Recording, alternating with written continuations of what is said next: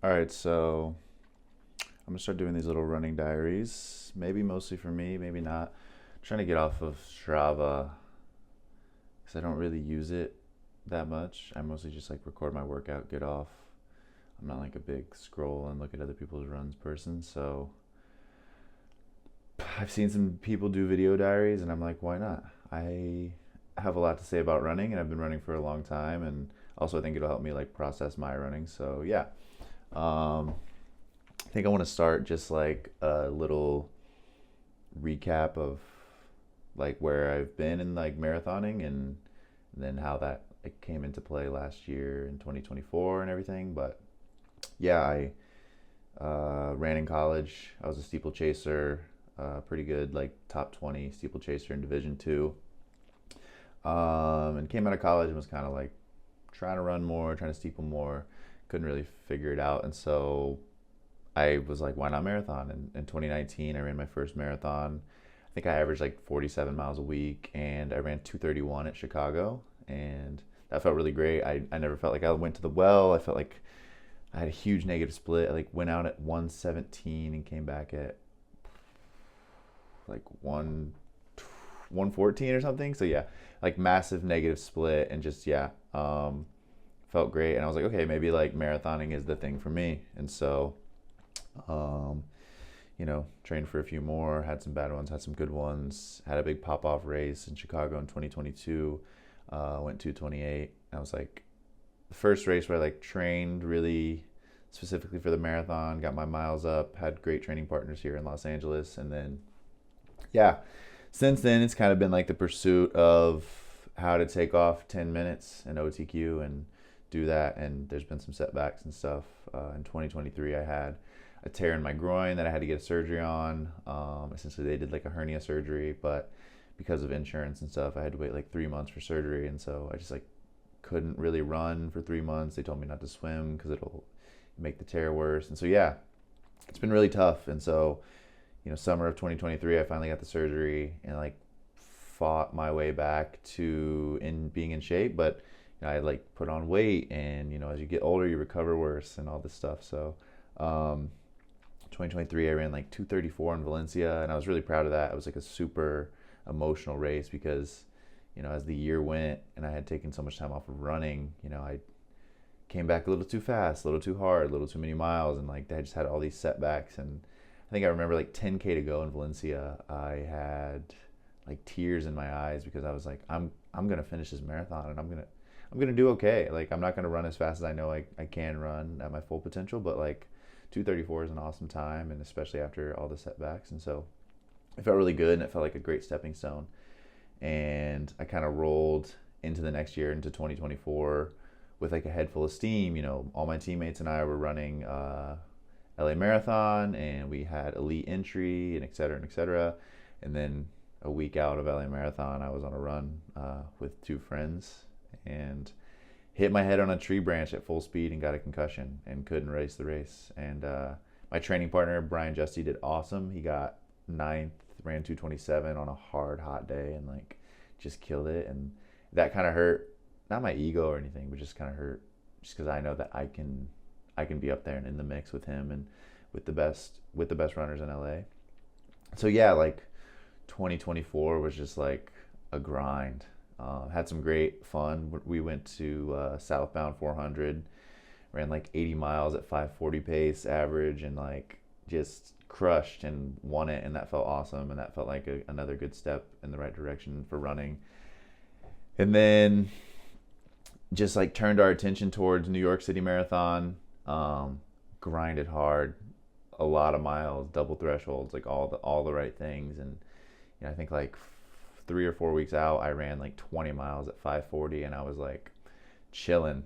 My heart rate was low. I was feeling great. There was no hiccups, and I was like, oh, I'm about to go crush New York. No matter how hard this course is, like I'm PRing, and I'm gonna like set the tone for what's to come in these next few years. And then I went out to New York, and my legs just didn't want to move. I got out at like 540 pace, which is fine, a little slower than I'd want to be. And the course was harder than I could have expected. And yeah, my legs did not want to go. My legs said, this is what we got today. We got 540. And then halfway through the race, it's like, we got 550, whatever. And I think I finished like 236. And, um, it's like, it's still like a grind to get back from the injury. And like, before the injury, I was 152 pounds and skinny as a stick. And post injury, I think I'm closer to like 160, 162, and I've got a lot different body composition, and I've been in the weight room, and so I'm stronger, and so yeah, it's just like disappointing when I felt really strong and felt really awesome, and then couldn't hack it on the day, and so yeah, I signed up for Houston in 2025, and just kind of set my sights on it. But I was like looking back and thinking about the journey to 2024, and there was some heartbreak post New York, just because like I really wanted to like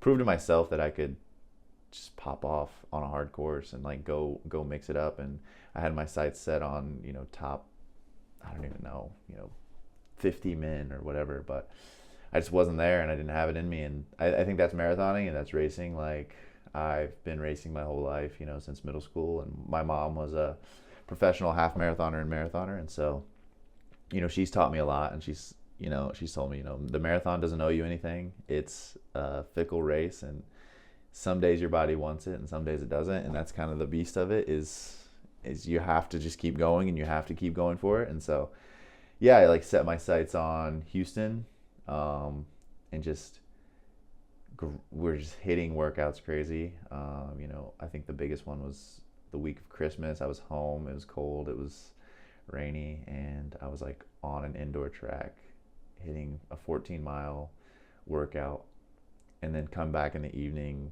and hit a 10K to close out a double threshold, and like crushed it, hit all my paces, felt great. Came back the next day, did my LT1 run at 5:45, and my heart rate was too low, and I was like, oh, we're crushing Houston, and then the weather comes to Houston, and our start time temperature is 17 degrees real field, 35-mile-an-hour winds, and it was just like, okay, we've got a level set. And I mean, also, like, if you know anything about LA and what has happened in the past few like weeks, even it's been brutal. I think I started off the new year with whatever that HMPV virus, like, it's like a kind of COVID thing. I don't know. I had crazy fever, super tired, and like had to like take 4 days down. And I wasn't really worried about that. I think my body probably could have used the rest. But then right when I was like coming back and getting my runs in and feeling good, we had the fires, and there was like 3 days where we're just sheltering inside, waiting to see if we have to evacuate. And then, once the evacuation stuff is kind of chilled out, a lot of the gyms in my area weren't open, so we couldn't go run on treadmills, and they're saying it's not safe to run outside. And so did a few, like, just drove 2 hours south to like cleaner air, and got a few runs in, a few workouts in, and I felt great. And I was like, okay, we're gonna race this, and we're just gonna see how it feels. We're gonna, whatever we have on the day, that's the best we can do. And yeah, we got to it, and the frigid cold and the wind, and we got out pretty well. Me and Brian, I think, first 5K at like just over the top of 17, maybe 17:15, which is, I mean, that's like probably where we want to be on a good day, and rolling there. But I think going into the wind and with all the stuff that led up to it, we kind of adjusted, and we started clicking off. There was a 17:30, and then it was 17:40, and then we were just locked in at 17:40, 17:40, 17:40, and there was a point, I think, from 11 to 18 where you're just running into the wind for seven straight miles. And I remember Kyle Merber ran up behind us, and we said, what's up? And he said, be ready, because we're about to turn into the wind, and it's not going to end for a while. And we turned, and of course, me and Brian, like we have many times in races before, we got stuck up front, leading the pack, taking the wind, and we just ate it for like 5 miles straight and didn't drop pace. I mean, we held pace, and I remember getting to the end of that 5 miles, and I think we were about to hit the 25K mark or something. And there was like, maybe 23, 20, 24K. Brian was like, I don't think I have it today, man. He's like, this is going to be rough. And we crossed the threshold, and I was just like, we just even split again. And he was like, that's crazy. I mean, he was convinced that we had just run like a 19-minute 5K. And so the pack kind of split off from us, and I hung with Brian for a couple minutes, and I was like, okay, well, what can we change? I was like, for me, I was having like a little bit of sciatic pain. I think just the cold and moving that fast, making it act up, and then I was just kind of mitigating that. It wasn't anything that was like really hindering my speed or anything, but it was there, and I was like, okay, well, what can we change? Caffeine dulls the pain receptors. It gives you a little boost and makes your brain more alert, etc. And so I was like, all right, let's take some caffeine. And so I think mile 15, we both took caffeine gels, and I was like, okay, well, mile 16, let's drop the arm sleeves. Let's get some blood pumping through the arms, because it's cold and we're tense, and getting some blood flow back, that can help. And that actually helped me in 2023 before my injury. When I was running with my groin tear, I was running with it thinking it wasn't anything serious. But I remember I was running Ventura half and got out hard the first 2 miles, and then Brian just dropped me, and I was struggling through 10K, and I was like, all right, well, let me take my arm sleeves and my gloves off. And I remember taking them off, and I was like, okay, we got this. We're just going to do it. And I remember, ran it in 108, closed hard, and closed in like under 5 minutes for the last mile. And, just making that change and remembering that, reminding yourself that in marathoning, it's like such a long race, and, you have to mentally stay in it, even when the body doesn't want it. I think that in Houston really, really helped me out a lot, because you can have aches and pains throughout a race that can come and go, and you can have mental toughness and this and that. But some days you don't got it, some days it's tough. And I think maybe Brian ran into that. I think maybe that's like the first time that he didn't bonk, but it wasn't his day. And I've had those days many times in my racing career, but yeah, I took off the sleeves. He kept his on for a little longer, and I was like, all right, well, I'm going to go. And I remember him yelling at me, like, go PR. And I was like, okay, we're still on track for it. And then the next 5K alone, straight into the wind, I think I ran like 1850 or something. And it was like, oh, okay, that's what it's like to run alone, and not with a pack, and not with your training partner and all that. And so that was tough. That was mentally really tough. And I remember, I think that was like to 30K. And I was like, okay, what can we do? And so from 30 to 31, I was like, okay, I'm at 334 for the K. It's not bad, I'd like, 325 is where we wanted to be, I think, per K if we're breaking it down. But I was like, let's get as close to 330 as possible. And so every K for 12Ks was just counting them off, trying to stay as close, trying to stay locked in. And I think, the caffeine helps. And as you get closer and closer, the adrenaline of finishing the race helps. But yeah, I think with 30K left, I was on like 229 and some change. Or with 12K left, I was on like 229 and some change pace. And I rounded the corner with like 100 meters to go, and I saw the clock go over 230. And I remember saying to myself, like, damn, man, even on this hard day, I know I'm in better than 230 shape. And I was frustrated with myself for a second, and then I, crossed the finish line at 2:30:13 or whatever it was, and walked to the expo, and it got warm, and I sat down, and I was like, you know what, it's been a long couple years of injury and fighting back and all this stuff, and then it was a long month leading up to the race, with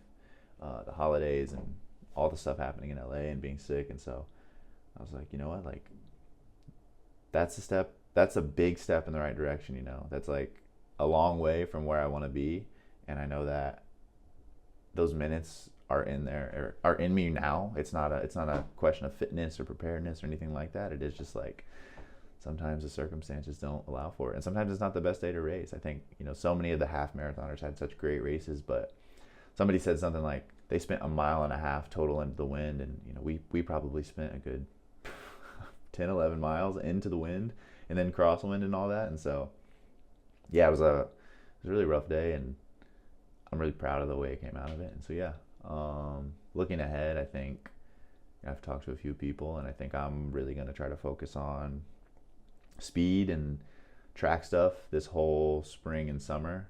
Just trying to get used to I think one of my big problems I've seen in workouts and marathons is my heart rate. I can't get it up. If you look at the top guys' heart rate data, they're sitting over 170, sometimes into the 180s towards the end of the race, and most of the time I'm sitting in the high 150s and low 160s, and I'll have a couple spikes here and there, but gotta like teach my body to get up into that uncomfortable zone and just grind. And so I think doing shorter races, track, maybe a half or a 10 miler, will help that a lot.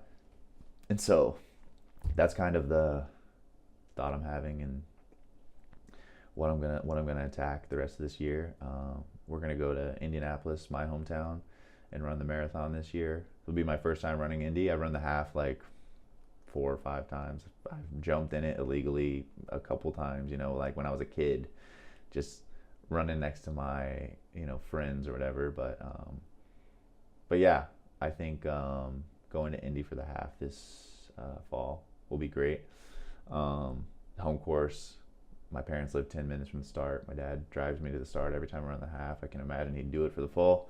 And I think like just like getting back to the track, it feels good to run fast and it feels good to run hard and make it hurt. And so getting back and running a hard 10K, 5K, who knows, maybe hopping a old man steeplechase or something. But yeah, I think that'll be really fun, and I'm super excited to like just switch up the training, switch up my mindset.